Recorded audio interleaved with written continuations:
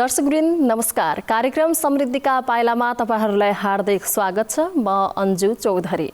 लुम्बिनी प्रदेश सरकार आन्तरिक मामिला तथा कानुन मन्त्रालयको सहकार्यमा एनटिभी कोहलपुरले तयार पारेको कार्यक्रम समृद्धिका पाइला तपाई हरेक मंगलबार साँझ 7:30 बजे र बुधबार बिहान 9 बजे एनटिभी कोहलपुरमा हेर्न सक्नुहुन्छ। साथै यो कार्यक्रम एनटिभी न्यूजमा हरेक बिहीबार साँझ 7 बजेको समाचारपछि पनि प्रसारण हुने गर्दछ। यस कार्यक्रममा हामी प्रदेश सरकारले गरेको विकास निर्माण, अघि सारेका नयाँ योजनाहरू लगायत शिक्षा, स्वास्थ्य, रोजगारी र सम्भावना लगायतका विषयमा केन्द्रित रहेर चर्चा गर्ने गर्छौं। दर्शकवृन्द, सुरुमा लागौं आजका विषयवस्तुतर्फ।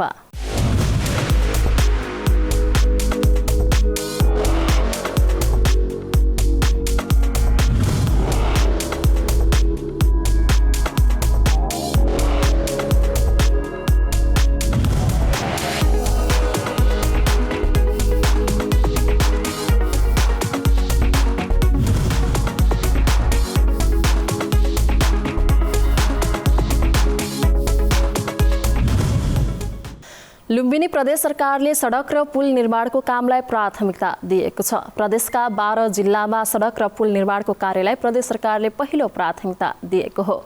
नागरिकलाई स्थानीय तहका सेवा प्रवाह गर्ने निकायसम्म सहज र सरल पहुँच पुर्याउने उद्देश्यले प्रदेश सरकारले कालोपत्रे सडकलाई प्राथमिकता राख्दै स्थानीय तह पहुँच मार्ग विस्तारको काम अघि बढाएको छ। जस अन्तर्गत 3 वर्षको अवधिमा लुम्बिनी प्रदेश सरकारले सडक र पुलतर्फ 76% उपलब्धि हात पारेको छ। प्रदेश सरकारले कृषि विशेष सडक, पर्यटन, उद्योग, सीमा क्षेत्र सडक र स्थानीय तह पहुँच मार्गलाई पहिलो प्राथमिकता दिई काम गर्दै आएको छ। हाम्रा दाङ संवाददाता जनक नेपालीले विकास निर्माणका कामलाई आफ्नो रिपोर्टमा यसरी समेटेका छन्। लुम्बिनी प्रदेश सरकारले सडक र पुल निर्माणको कामलाई मुख्य प्राथमिकता दिएको छ। प्रदेशका 12 जिल्लामा सडक र पुल निर्माणको कामलाई ध्यान दिँदै आएको छ। नागरिकलाई स्थानीय तहसम्म पुग्न सरकारले कालोपत्रे सडकलाई प्राथमिकतामा राख्दै स्थानीय तह पहुँच मार्ग विस्तारको काम अघि बढाएको छ। जस अन्तर्गत बितेको 3 वर्षको अवधिमा लुम्बिनी प्रदेश सरकारले सडक र पुलतर्फ 76% उपलब्धि हात पारेको छ।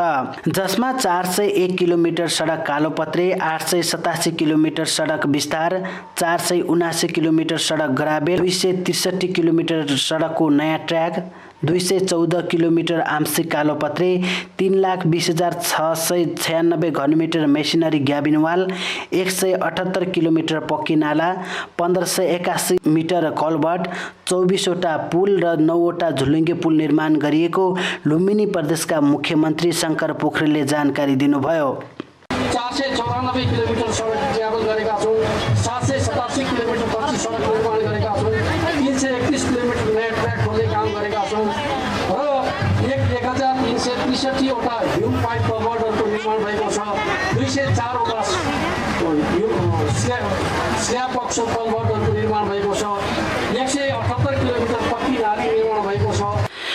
प्रदेश सरकार गठन पश्चात दाङमा पनि 150 किलोमिटर सडक निर्माण भइसकेको छ।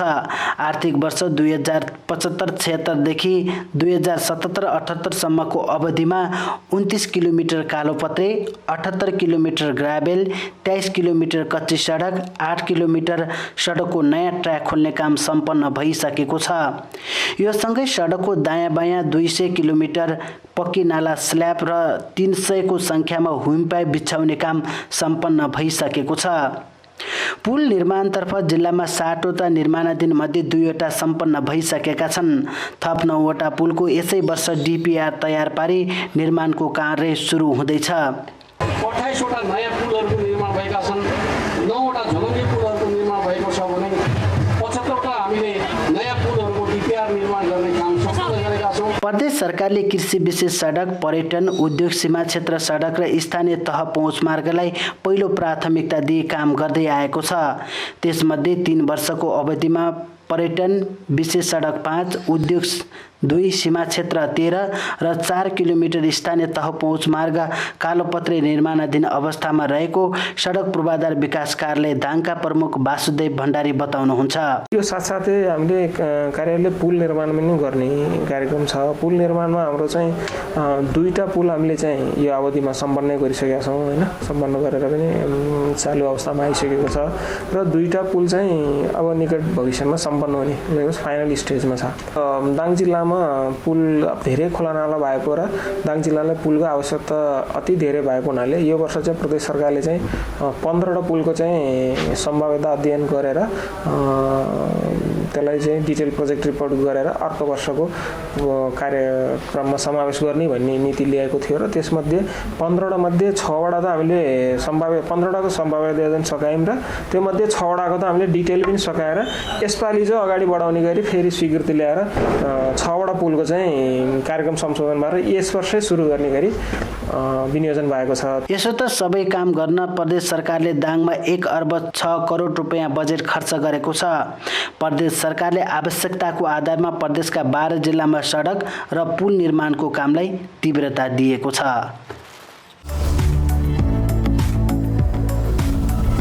लुम्बिनी प्रदेश सरकारले यो 3 वर्षको अवधिमा थुप्रै विकास निर्माणका कामहरू सम्पन्न गरेको छ। सडक स्तरोन्नति एवं विस्तार, खानेपानी आयोजना, पक्की पुल निर्माण, स्वदेशमै रोजगारीका अवसरहरू सिर्जना, कृषि, स्वास्थ्य लगायत विभिन्न क्षेत्रमा सफलता हासिल गरेको छ। आगामी दिनमा पनि जनताको हित हुने किसिमले काम गर्ने अपेक्षा प्रदेश सरकारले गरेको छ। मुलुक संघीयतामा गएसँगै अर्घाखाँचीका स्थानीय व्यावसायिक तरकारी खेती तथा पशुपक्षी पालन व्यवसायतर्फ आकर्षित भएका छन्। जम्मा 45,712 हेक्टर खेतीयोग्य जमिन रहेको अर्घाखाँचीमा यति बेला 27,941 हेक्टर जमिनमा खेती गरिएको छ। कृषिमा व्यावसायिक नहुँदासम्म मुलुक समृद्धिको यात्रामा अगाडि बढ्न नसक्ने भन्दै काम गर्ने इच्छा शक्ति भएमा प्रदेश सरकार सहयोग गर्न आतुर रहेको प्रदेश सभा सदस्य चेतनारायण आचार्यले बताउनुभयो।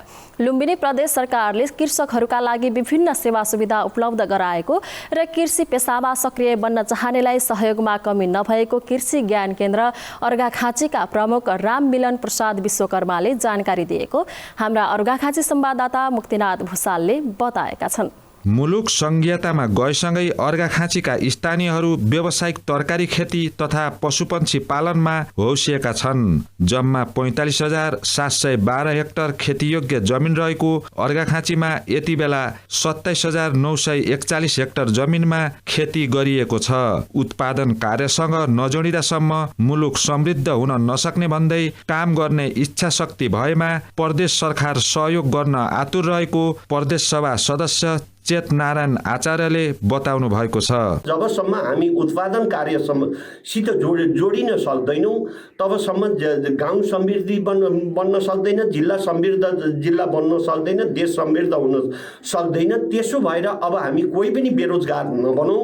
हामीसँग जमिन छैन भनेर चिन्ता गर्न पर्दैन। तपाईँहरूले अर्कैको जमिन भाडामा लिएर तपाईँले काम गर्न खोज्नुभयो भने पनि प्रदेश सरकारले त्यो तपाईँले जग्गा भाडामा लिएको त्यो भाडा तिर्दिने कार्यक्रममा अगाडि सारेको छ।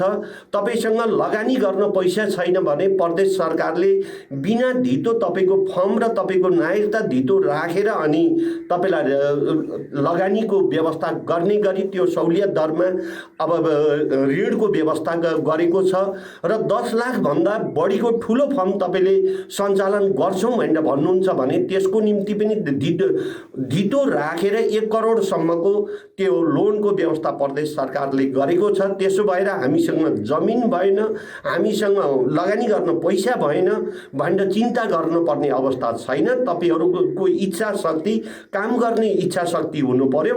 त्यसको निम्ति सहयोग गर्नको निम्ति प्रदेश सरकार तयार छ। लुम्बिनी प्रदेश सरकारले कृषकहरूका लागि विभिन्न सेवा सुविधा उपलब्ध गराएको र यो पेसामा सक्रिय बन्न चाहनेलाई सहयोगमा कमी नभएको कृषि ज्ञान केन्द्र अर्घाखाँचीका प्रमुख राममिलन प्रसाद विश्वकर्माले जानकारी दिनुभएको छ।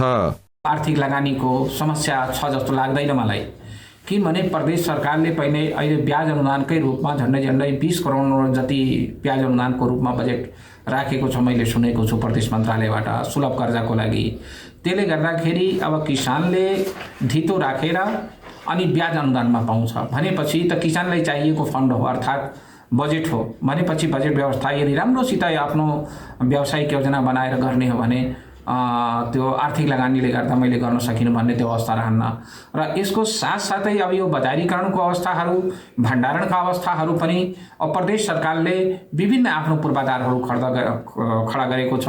अहिले कुनै ठाउँमा कोल्ड स्टोरको व्यवस्था बनाइदिएको छ र अहिले विभिन्न हाम्रो निकायहरू जुन छन् अब कुनै ठाउँमा कलेक्सन सेन्टर छ, बजारीकरणका पूर्वाधारहरू तयार गरेको छ, सिँचाइका पनि योजनाहरू उत्तिकै सञ्चालन भइराखेका छन्।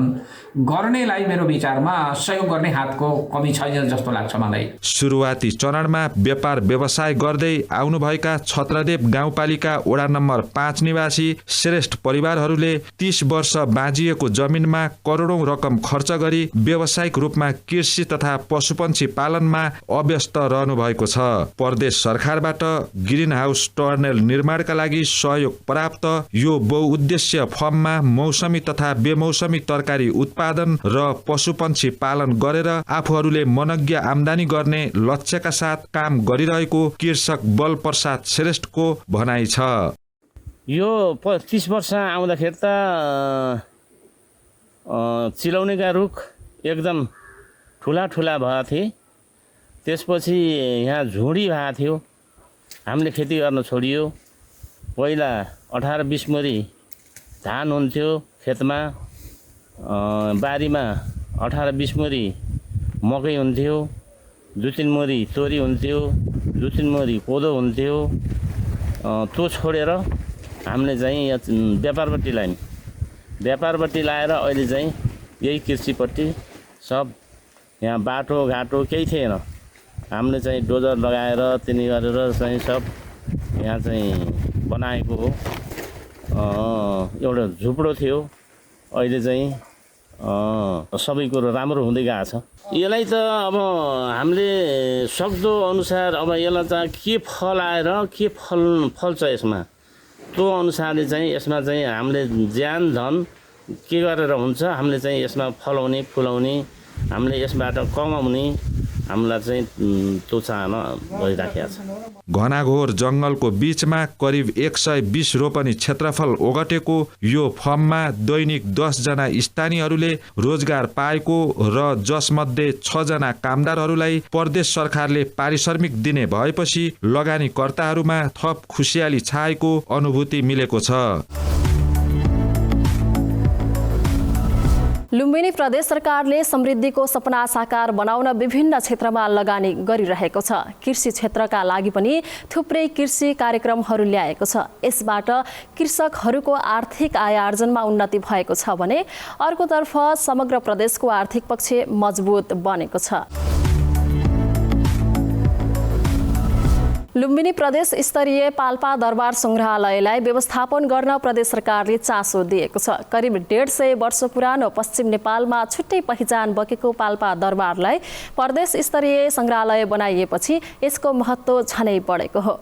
ऐतिहासिक महत्त्व बोकेको पाल्पा दरबारलाई उचित व्यवस्थापन गरेपछि पर्यटन व्यवसायीसँगै पाल्पावासी नै खुसी भएका छन्।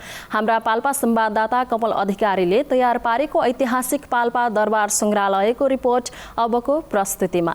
ऐतिहासिक महत्त्व बोकेको पाल्पा दरबारको जङ्गबहादुर राणाका भाइ बद्री नरसिंहले विक्रम सम्वत 1910 देखि 1930 को अवधिमा पहिलो पटक निर्माण गरेका थिए। त्यसपछि प्रयोगमा नआउँदा जीर्ण भई भत्किने अवस्थामा पुगेको दरबारको तत्कालीन जनरल प्रताप शमशेरले आफू पाल्पामा तैनाथवाला भएर आएपछि पहिलेको भवन भत्काएर 1981 मा दरबार पुनर्निर्माण गरेका थिए। निर्माण गरेको जुन दरबार थियो त्यो पुरानो र जीर्ण भएपछि त्यसलाई बिगारेर यो भत्काएर त्यसपछि यहाँ चाहिँ एक चोकको यही चोकको अहिले पुनर्निर्माण भएको र 44वटा कोठा भएको चाहिँ यहाँ दरबार निर्माण गरे र त्यो चाहिँ उनी चाहिँ 1989 साल यो माघ 28 गतिसम्म यही तैनाथवाला हुँदाखेरि यही बसेर तैनाथी चलाएर आएका थिए र यसले अब यो जनरल प्रताप शमशेरलाई अहिले हामी यति गरेछौँ योसँग पनि जोडिएको छ उनको, जस्तो कि अहिले हाम्रो बाँझाबाट आउने ग्राभिटी फ्लोबाट आउने पानी हो त्यो चाहिँ उनले चाहिँ ल्याएको थियो। पछि 2062 सालमा तत्कालीन विद्रोही माओवादीले आक्रमण गरेपछि दरबार पूर्ण रूपमा जलेर नष्ट भएको थियो। त्यसपछि 6.5 करोड रुपैयाँ खर्च गरेर दरबारको 70 सालमा पुरानै स्वरूपमा पुनर्निर्माण गरिएको थियो। पहिले प्रशासनिक कार्यालयको रूपमा रहेको यो दरबार संघीयता आएपछि प्रादेशिक संग्रहालय बनाइएको हो। 4 तलामा 63 वटा कोठा, 2 वटा बुर्जा र 2 वटा बैठक हल रहेको यो दरबारलाई संग्रहालय बनाएपछि पनि उचित व्यवस्थापन हुन सकेको छैन। जनशक्तिको कमी, कोरोना महामारी लगायतका कारण यसको उचित व्यवस्थापन हुन सकेको थिएन। तर अहिले कोरोनाको संक्रमणमा केही कमी भएसँगै पर्यटकीय क्षेत्र चलायमान भएको हुँदा यो संग्रहालयको उचित व्यवस्थापन गरिने लुम्बिनी प्रदेश सरकारका उद्योग, पर्यटन, वन तथा वातावरण मन्त्री लीला गिरीले बताउनु भएको छ। हामीले यसलाई बनाउन नसकेको तानसेन र यस्तो जोडिएका सिङ्गो लुम्बिनी प्रदेशभित्र पर्यटकीय हिसाबले लुम्बिनी र तानसेन यसित जोडिएको यो दरबारको सङ्ग्रहालय, यसको इतिहास, रानीमहल लगायतका धार्मिक क्षेत्रहरू, भैरवथान मन्दिर, नजिकै सुपा देउराली, पाणिनी तपोभूमि, रुरु क्षेत्र, रेसुङ्गा, यसलाई जोडेर हामी अलि पर जाँदाखेरि स्वर्गद्वारी, हाम्रो दाङको सुन्दर उपत्यका, बाँकीबर्दियाको राष्ट्रिय निकुञ्ज, बागेश्वरी लगायतका धार्मिक क्षेत्रहरू र यसै गरेर हामी नेपालगञ्जबाट जाँदा हामी सुर्खेत, दैलेख हुँदै काँक्रेबिहार हुँदै मानसरोवर र यताबाट जाँदाखेरि फेरि हाम्रो कालीगण्डकी करिडोर मुक्तिनाथ हुँदै मानसरोवर जाने एउटा ठाउँमा हामी जुन छौँ त्यो अत्यन्त महत्त्वपूर्ण र हाम्रो एउटा अमूल्य सम्पदा। यसलाई उपयोग गरेर अगाडि बढ्न सकियो भने मलाई लाग्छ हाम्रो पर्यटनलाई धेरै हिसाबले सपोर्ट हुने अवस्था हो। अबको विकास पर्यटन क्षेत्रबाट मात्रै सम्भव रहेको हुँदा प्रादेशिक महत्त्व बोकेको यो संग्रहालयलाई स्तरोन्नति गरेर प्रदेशमा मात्र नभई देशकै महत्त्वपूर्ण पर्यटकीय गन्तव्यको रूपमा विकास गर्ने लक्ष्य प्रदेश सरकारको रहेको छ। यो पर्यटन यस्तो क्षेत्र हो, विगतमा हामीले कृषिमा आधारित रहेको प्रधान अर्थतन्त्र भनेर हाम्रो मुलुकलाई त्यो हिसाबले अगाडि हाम्रो अर्थतन्त्रको रूपमा तिसियो। अब आगामी दिनमा कृषि, वन, खानी लगायतका क्षेत्रमा उद्योगलाई अलिकता प्रमोट गर्दै प्रमुख रूपमा अर्थतन्त्रमा आधारित हाम्रो चाहिँ पर्यटन हुनेछ। त्यो हिसाबले हामीले यसलाई विकास गर्नुपर्छ र मलाई लाग्छ पाल्पाको यो सङ्ग्रहालय, यसको अवस्था, यसको अवस्थितिले हाम्रो यो काममा ठुलो भूमिका र सफलता प्राप्त गर्नेछ भन्ने मलाई लागेको छ। पाल्पा दरबार संग्रहालयमा प्रताप शमशेर जङ्गबहादुर राणाको शालिग अनावरण समेत गरिएको छ। यस्तै नेपाली सेनाको प्रदर्शनी स्थल तथा प्रदेशकै महत्त्व झल्किने सामग्री थप गरेर यसको व्यवस्थापन स्थानीय निकायबाटै गरिने प्रदेश सरकारले जनाएको छ। गत वर्षको कोरोनाको कारणले हामीलाई थोरै डिस्टर्ब जरुर गरेको छ, तर हामीले प्रगति गर्छौँ र मुलुक समृद्ध हुन्छ। त्यो समृद्धिमा हामी जोडिँदाखेरि हाम्रा युवाहरू विदेश जान नपर्ने, हामी यही रोजगारयुक्त हुने, मुलुक समृद्ध हुने, सुखी हुने, प्रदेशवासी खुसी हुने यो अवस्था सिर्जना हुन्छ। हाल यो संग्रहालयमा ऐतिहासिक र पुरातात्विक महत्त्व झल्किने सामग्री प्रदर्शनीमा राखिएको छ। करिब 50 रोपनी क्षेत्रफलमा रहेको यो संग्रहालयलाई प्रदेश सरकारले महत्त्व दिएर व्यवस्थापन गर्ने भएसँगै जिल्लावासीमा समेत उत्साह थपिएको छ। पाल्पा दरबार संग्रहालयमा ऐतिहासिक र पुरातात्विक महत्त्व झल्किने सामग्रीहरू पनि प्रदर्शनीमा राखिएको छ। करिब 50 रोपनी क्षेत्रफलमा रहेको यो संग्रहालयलाई प्रदेश सरकारले महत्त्व दिएर व्यवस्थापन गर्ने भएपछि स्थानीयवासीहरू उत्साहित भएका छन्। दाङ जिल्लामा सांस्कृतिक डबली निर्माण भइरहेको छ। लुम्बिनी प्रदेश सरकारले प्रदेशभित्र रहेका विविध संस्कृति प्रदर्शन गर्ने स्थल निर्माण गर्ने क्रममा पहिलो चरणमा दाङ र पाल्पामा सांस्कृतिक डबली निर्माण थालेको हो। दाङमा निर्माणाधीन डबलीको पहिलो चरणको काम सकेर वैशाखमा उद्घाटन गर्ने तयारी भइरहेको छ। दाङ उपत्यका अवलोकन गर्न सकिने स्थानमा डबली निर्माण गरिएको छ। प्रदेशमा पर्यटन प्रवर्धन गर्ने योजना अन्तर्गत सांस्कृतिक डबलीको योजना प्रदेश सरकारले अगाडि सारेको हाम्रा दाङ संवाददाता सन्तोष सुवेदीले जनाएका छन्। घोराई उपमहानगरपालिका वडा नम्बर 18 को घोरदौरामा निर्माणाधीन सांस्कृतिक डबली हो यो। घोराई बजारदेखि पूर्व उत्तरतर्फ रहेको पहाड, जहाँबाट उत्तरतर्फ हिमाल र दक्षिणतर्फ दाङ उपत्यकाको विशाल फाँट अवलोकन गर्न सकिने सांस्कृतिक डबलीका लागि प्रदेश सरकारले छनौट गरेको स्थान हो यो। घोराई बजारबाट करिब 6 किलोमिटरको दूरीमा सहजै पुग्न सकिने स्थानमा डबली निर्माण भएपछि स्थानीयहरू पनि निकै आशावादी भएका छन्। घोराई बजार नजिकै रहेर पनि विकासका दृष्टिले पछाडि परेको क्षेत्रमा प्रदेश सरकारले पर्यटन प्रवर्धनको महत्त्वपूर्ण योजना ल्याएको स्थानीयहरूको भनाइ छ। प्रदेशमा पर्यटन प्रवर्धन गर्ने योजना अन्तर्गत सांस्कृतिक डबलीको योजना प्रदेश सरकारले अगाडि सारेको हो। खुला डबलीमा दैनिक रूपमा हुने सांस्कृतिक कार्यक्रमले पर्यटन प्रवर्धनमा महत्त्वपूर्ण भूमिका खेल्ने डिभिजन वन कार्यालय दाङ अन्तर्गतको पर्यटन शाखाले जनाएको छ। खुला सांस्कृतिक डबली निर्माण गर्ने प्रदेश सरकारको योजना अनुसार पहिलो चरणमा दाङको घोरदौरा र पाल्पाको श्रीनगरमा खुला डबलीको निर्माण गरिएको लुम्बिनी प्रदेशका मुख्यमन्त्री शङ्कर पोखरेलले बताउनुभयो। पर्यटन प्रवर्धन गर्ने उद्देश्यले सुरु गरिएको डबली निर्माणको काम अन्य स्थानमा पनि सुरु हुने मुख्यमन्त्री पोखरेलले बताउनुभयो। पर्यटन प्रबन्धनका सन्दर्भमा हामीले सांस्कृतिक डबलीको एउटा खुला सांस्कृतिक डबली निर्माण गर्ने अवधारणा अन्तर्गत कार्य आरम्भ गरेका छौँ। पाल्पाको श्रीनगर र दाङको घोरदौरामा त्यस प्रकारका सांस्कृतिक डबली निर्माणका कार्यहरू अगाडि बढेको कुरा म तपाईँहरूका बिचमा राख्न चाहन्छु। अन्य क्षेत्रहरूमा पनि हामी त्यो कार्यलाई विस्तार गर्नेछौँ भन्ने कुरा म तपाईँहरूका बिचमा राख्न चाहन्छु। अहिले डबलीका लागि घोराईको घोरदौरामा मुख्य घर निर्माण भइसकेको छ। पहिलो चरणमा 97 लाख रुपियाँ खर्च गरी 2 तला अन्डरग्राउन्ड र त्यसमाथि कार्यक्रमका लागि स्टेज निर्माण सम्पन्न भएको छ। दर्शकहरूका लागि जमिनमै ढुङ्गाले छापेर प्याराफिट बनाइएको छ। मुख्य भवनको अन्डरग्राउन्डमा कलाकारका लागि 2वटा चेन्जिङ रुम पनि तयार भइसकेको छ। पहिलो चरणका अझै केही काम बाँकी रहेकाले 48 लाख रुपियाँको लागतमा अहिले थप निर्माणको काम भइरहेको डिभिजन वन कार्यालय दाङले जनाएको छ। हिल स्टेसनका रूपमा रहने सांस्कृतिक डबली वैशाखदेखि सञ्चालन गर्ने तयारी भइरहेको वन कार्यालयले जनाएको छ। पहाडी क्षेत्रको भिरालो जमिनमा आकर्षक ढङ्गले सांस्कृतिक डबली निर्माण गरिएको डिभिजन वन कार्यालय दाङका डिभिजन वन अधिकृत विजयराज सुवेदी बताउनुहुन्छ।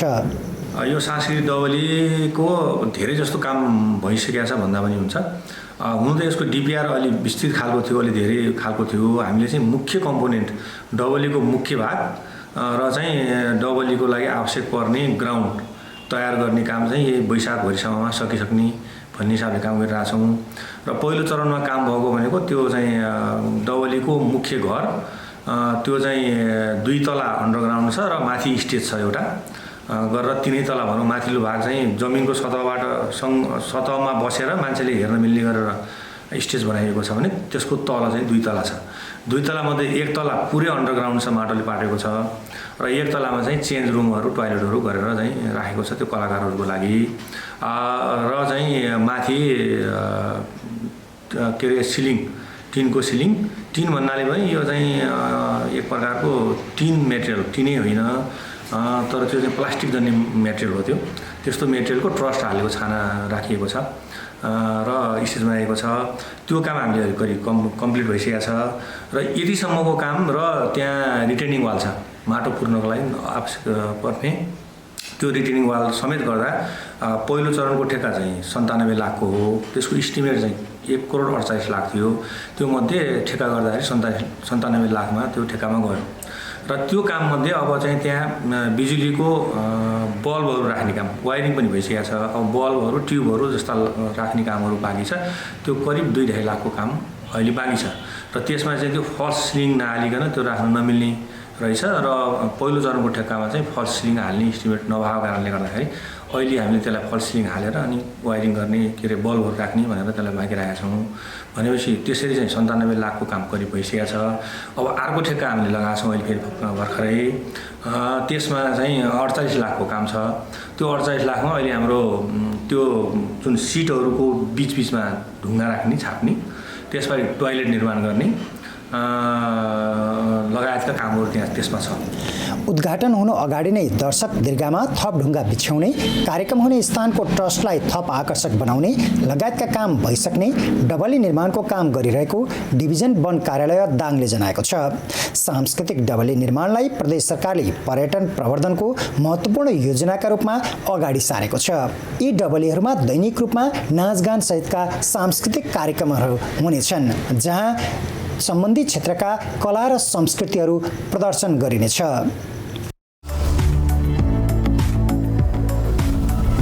लुम्बिनी प्रदेश सरकारको लगानीमा घोराही बजारबाट करिब 6 किलोमिटरको दूरीमा सहजै पुग्न सकिने स्थानमा डबली निर्माण भएपछि स्थानीयहरू पनि निकै आशावादी भएका छन्। हवस् त दर्शकवृन्द, आजको लागि कार्यक्रम समृद्धिका पाइला यति नै। अर्को हप्ता नयाँ विषयवस्तुसहित उपस्थित हुने नै छौँ। कार्यक्रम उत्पादनमा सहयोग गर्नुहुने सम्पूर्ण सहकर्मीहरूसँगै मलाई पनि बिदा दिनुहोस्। नमस्कार।